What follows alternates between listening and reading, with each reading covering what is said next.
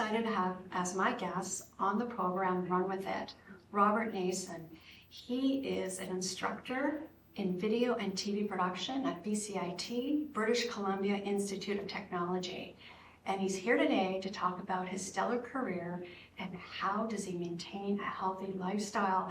Welcome to the show, Robert, or Rob. Yeah, thank you, Christine. Nice to see you today, too. Yes, I want to know, when was your pivotal moment you knew you wanted to have a career in TV? Well, that started when I was approximately 10 years old.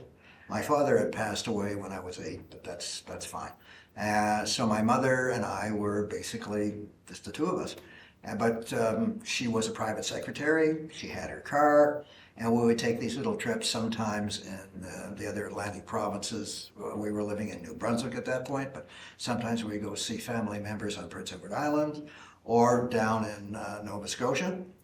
But once in a while, she would also like to travel into the state of Maine or the state of Vermont or Massachusetts, the New England states that are just immediately west and northwest of New Brunswick. So we were in the state of Massachusetts, maybe 100 miles north of Boston, and in a motel for the night. And those days, this is like almost on the edge of 1954, and there's a TV in the room. So at a certain point we turn it on, and here's this game show running. It wasn't To Tell the Truth or What's My Line. It was just a guest being quizzed by the panel as to what their life was like, but it wasn't What's My Line or To Tell the Truth. But it was interesting. Of course, black and white television. And at the end, there's the credit roll at the end of the show. And I'm watching these names go by, and all of a sudden, directed by so-and-so. Oh, that's interesting. And that sort of had my interest. And then about a year or 6 months after we'd been on that trip, television came to Moncton, New Brunswick, on the local TV station, CKCW Television. So, fine. They would have this kids show on Saturday afternoon matinee, that really was the opportunity for young kids to go to the TV station and be on chairs in a big semicircle in the studio watching the show host.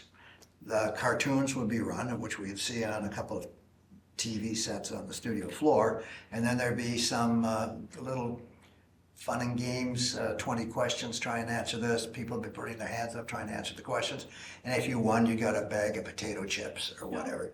So, half-hour long show. Show's over. Most of the kids would just get out of the studio as quickly as possible. Myself, I would try to find the control room where I could go and say, can I just sit in for a few minutes? Well, to be blunt, who's going to tell a kid that's 10 or 11 years old with very, very red hair in those days and blue eyes, you can't come in here? So, and besides, the people running the room were in their early 20s. Maybe one person in their 30s, definitely a father of their own little family. Yeah, come on and sit down, there's an extra chair. So I'd hang out for another hour. And that's what got me through the last part of grade school and into high school. Life presents opportunities. So while we were at that point living in Moncton, my mother passed away, and so I went to live with my father's side of the family in the St. John, Fredericton area. Now, my family on my father's side worked for the Canadian Pacific Railway, or CPR. My mother's side of the family worked for the Canadian National Railway, or CNR. So when I moved up with one of my father's sisters, my aunt, I would take the train from where she was in a little town called Fredericton Junction down to St. John to spend some time with my grandmother, my father's mother. And it turned out that Mrs. Nason, my grandmother, lived in this little apartment building with her youngest daughter. in moves a newly married couple from Nova Scotia, the Hebbs. And so Mrs. Nason invited Mrs. Hebb to her apartment for a cup of tea and probably a slice of either homemade pie or cake made by my grandmother. And while that's happening, they're chatting away. And my grandmother said to Mrs. Hebb, oh, by the way, I have a grandson who's really interested in television. And Mrs. Hebb said, oh, yes, did I mention that my husband works for CHSJ Television here in St. John? And my grandmother went, well, that's interesting, dear.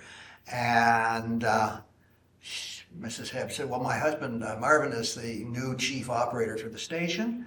And if your grandson would like to see the station, I'm sure my husband would be pleased to just show him around. Oh. And so I got a phone call from my grandmother saying, your Easter vacation's coming up. You come down, stay with me, and perhaps you can see CHSJ Television. The rest is history. Yes. And then, so your career in teaching, it was a journey, right? That led to... So my career in television, I'm still in high school at that point. Right. So I finished high school and was being paid the big $1 an hour. Mm. So a 40-hour week, there's your $40. I give 25 of the 40 to my grandmother for room and board, Mm-hmm. and I had the other 15 to live on. Well, you're going to be okay with that at that point in time. So it just continued to escalate from there. And I stayed with CHSJ while I was going to university, first in Fredericton, New Brunswick, and then out here. I was studying theater out here at the University of British Columbia, but I'd fly back in the summertime to work in the TV station in St. John. And things just slowly progressed from there.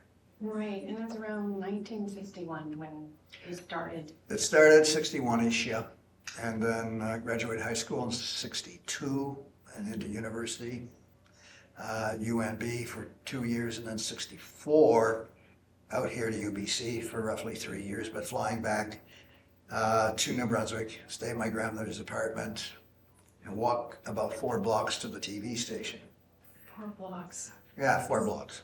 Was working for CBC Halifax Right. for a couple of years as a rookie director. And I really had loved the time that I'd been out here going to UBC for roughly 3 years. So I came out here in the summer of 1970 and I had a few interviews. And CBC Vancouver, and then the CTV affiliate at that time, CHAN Television, that's now been rebranded as Global BC. I also went to the Vancouver Cablevision studios as well, and somebody at one of those places said, you know, we hire a lot of students from the BCIT broadcast department, and then they have the television program there. So why don't you go out and talk to Lori Irvin, who is the department head for the broadcast department. So I thought, well, okay. So I came out, and this is in May of 1970, had a nice chat with Lori. At that point, I would have been 25. And he said, so are you applying to work here, or are you applying to be a student with us? And he said, I've looked at your resume, and he said, you've got at least 6 years in this business. If I add all your part-time stuff up, and then you've been working steadily for 4 years after that. So he said, you know, you could teach this. But if you start here as a student, he said, yeah, you're 25. You could pass right now for about 18. So I said, So he said, it's up to you. But he said, right at the moment, we don't have anything. But you're at Halifax now. Yeah, I said, I'm going back for directing during the summer at CBC Halifax. So he said, well, if by any chance you end up out here in the fall, because you did say you were thinking of moving out here early September of this year, of 1970, we'll see. So I thanked him and carried on with the rest of my visit with family members who also live out here. And then went back to Halifax and worked, and finally decided, well, you love Vancouver, and why don't you just go west? So packed up my little car and drove out here. And the first place I went to see right away was CBC Vancouver, because they had said, we won't pay for you to do a lateral transfer from CBC Halifax to CBC Vancouver, because you're just at the edge of becoming a director. If you were a director with, let's say, 5 years of live show credits, we could argue to literally totally move you out here, but we can't because your experience isn't that extensive. However, if you come out, we'll probably find something for you to do. So I literally show him in this guy's office saying, I'm here. And he said, okay, I've just been transferred to CBC Edmonton. Also as the production manager there is here, and I've left a note for the incoming production manager for CBC Vancouver. So he will get in touch with you, and that gentleman did. And I got a wee bit of part-time work, September, October, November, December of 1970. But it was pretty slim and low. And I'm thinking, now what am I going to do for like steady income? So January comes and goes, or almost, and I started phoning around again, and I phoned BCIT, and I asked to speak to Lori Irvin. But somebody else, another person by the name of Ken Hughes, who was the senior television instructor at the time, was the one who answered the phone. So I said, well, my name is Robert Nason, and he said, oh, you're calling about the job. And I went, well, yes, I am. So that then opened up a series of interviews. And the key thing to become here as an instructor, or in those days as a teaching assistant, because here at BCIT, I know that you know that we have assistant instructors and then we have instructors.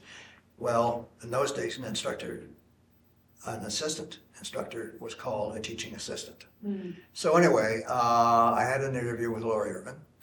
And he said, fine. Now the next interview is with the vice principal of BCIT, Cliff McAdam.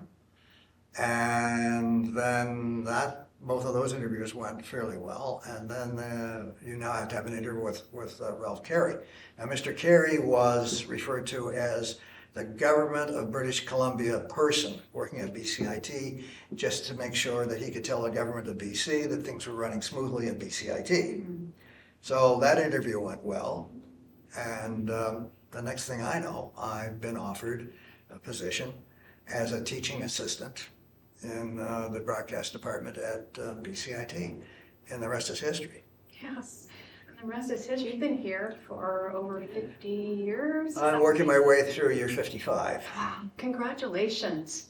Well, I also have to say thank you to BCIT, because any time that I've had an opportunity to go back into the industry, they've either, well, the first one was to go to New York University to study interactive telecommunications work.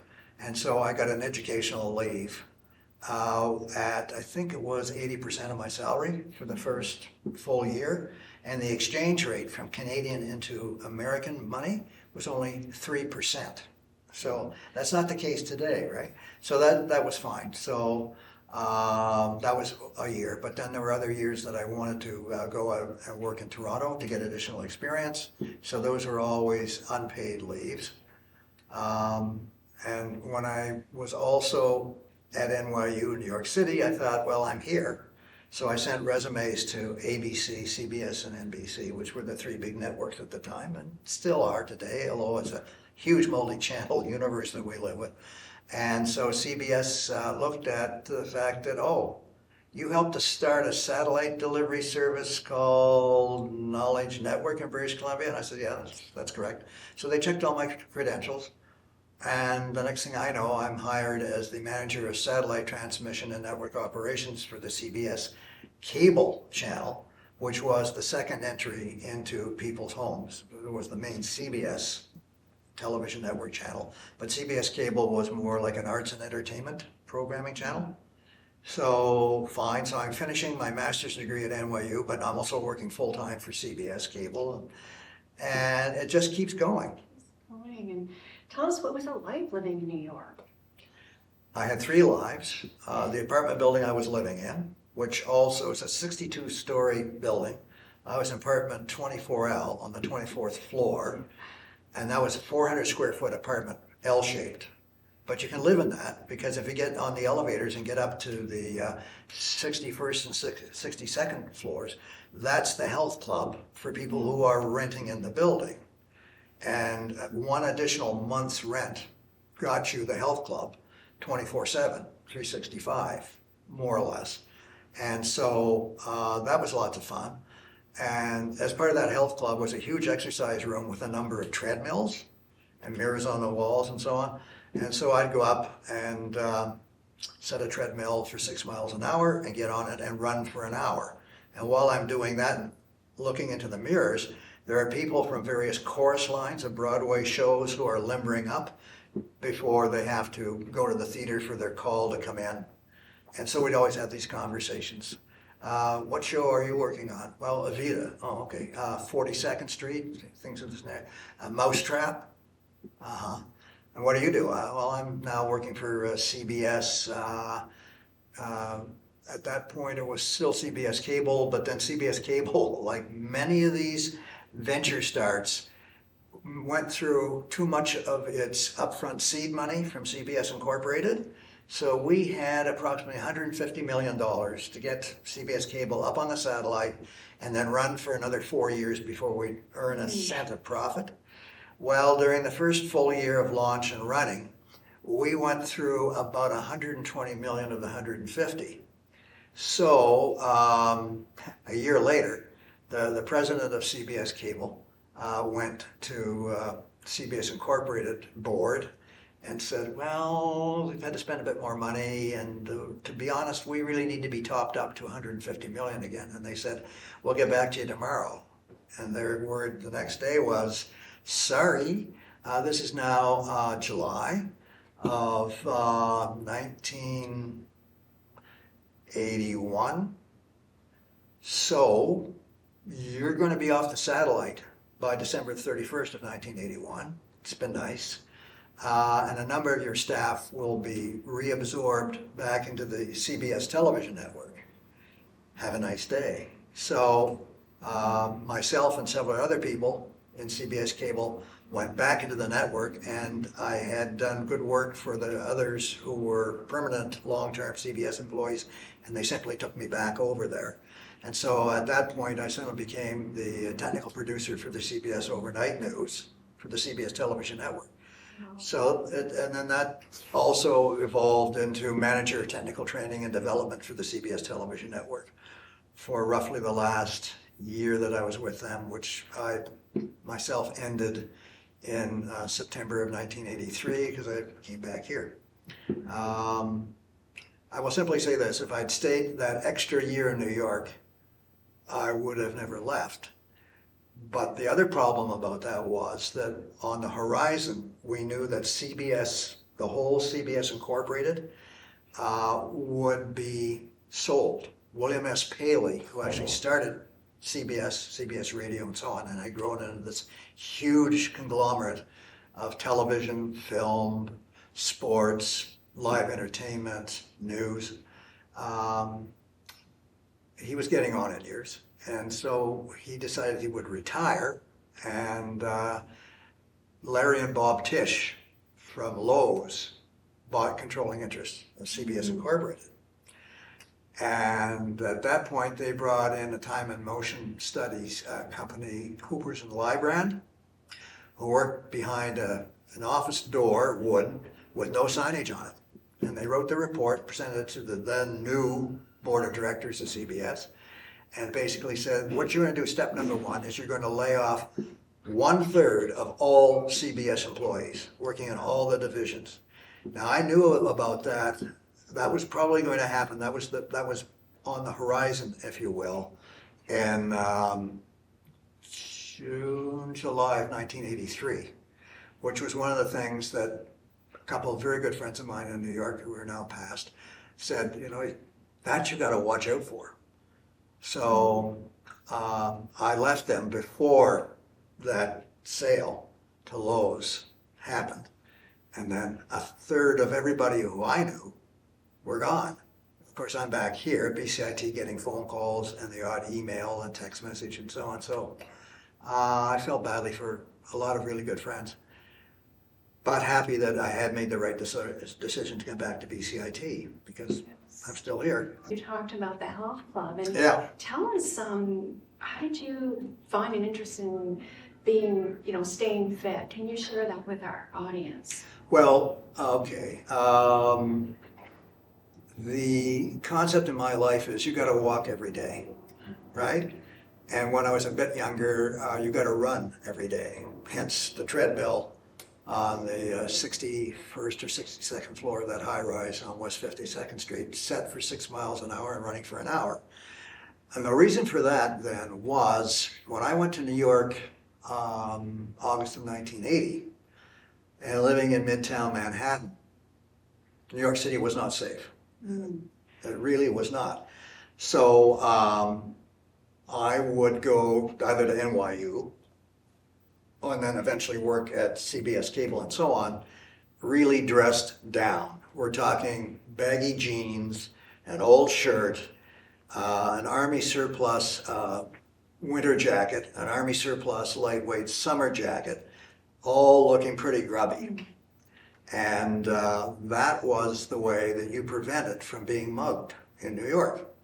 If I were where I'm wearing right now, no, that wouldn't be, but if I were wearing in my days at CBS, you had to either wear a full-on suit or a three-piece suit or a sports jacket and slacks with a nice shirt with tie, very, very seldom open neck. So right away you're a target. And I would go to work at CBS, particularly the shift I loved was the overnight news shift. Started at 9 at night and finished at 9 in the morning. Then you had to sleep during the daytime. But my crew, like me, would show up at 9 at night. So it's dark. Once you hit September, it gets dark and night approaches even more quickly. And some members of the crew would show up for work at 9 o'clock at night, having been beaten up while getting off the subway train 4 or 5 blocks walk from the CBS Broadcast Center on West 57th for whatever money they had on them. And they'd still crawl into CBS, literally, because we had a 24/7 health clinic in the building, along with a 24/7 restaurant in the, downstairs for the staff, or staff dining room. So we could patch them up and get them some free food and so on. But living 3 blocks east of the broadcast center in the building that I was living in, at night I would literally, because now it's dark, I would literally run those 3 blocks west until I got to the broadcast center. And coming home in the morning was fine because the sun was up, but not at night. And going for a run or a jog in Central Park was never safe. Yeah. And the story was, you never go into Central Park when it gets dark. So treadmill, set for 6 miles an hour, running for an hour upstairs, nice and safe. Because the building I'm in has 3 or 4 doormen on the front door. And these were big, burly men guarding the 2 front doors side by side getting into that apartment building. Yes.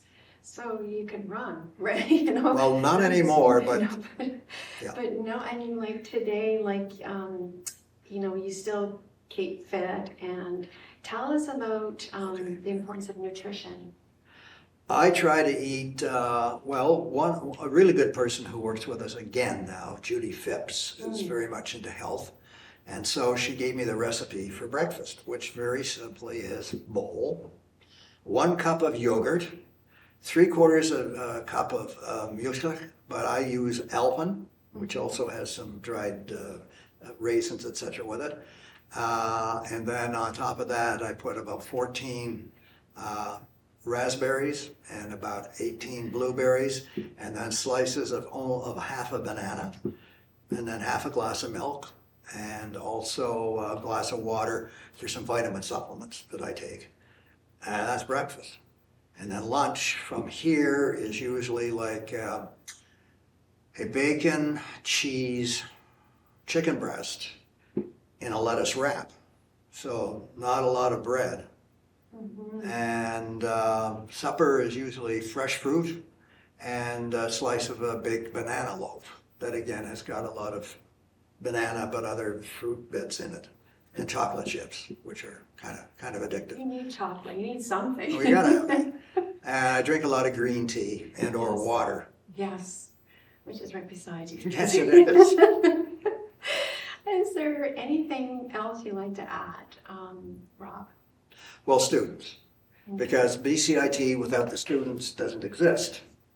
So that was an interesting time when I first started as a teaching assistant. I just turned 26 at that point. I probably could have passed for 18. There's a picture on my office door taken that when I started here on February the 1st of 1971.